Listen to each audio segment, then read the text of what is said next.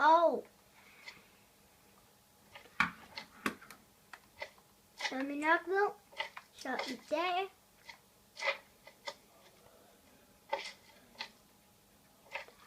der er det nytårsdagen, eller spilledagen af døren dukket. Jeg skal lige have en tår vand.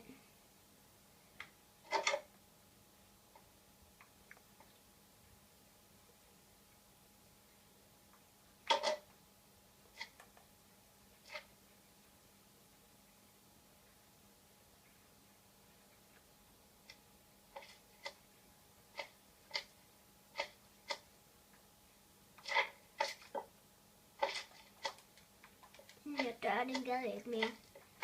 Nå, men i dag er det nytårsdagen,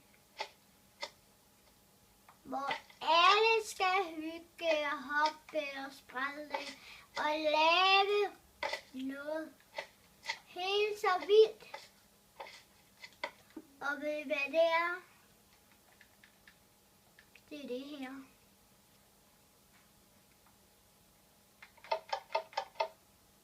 Wow, hvor var det sejt, ikke? For det var nemlig ikke det.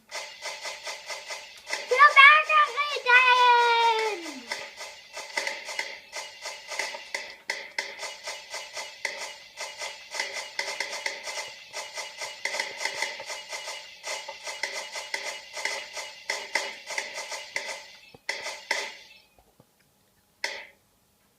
Og nu har vi lavet rigtig billeder med det.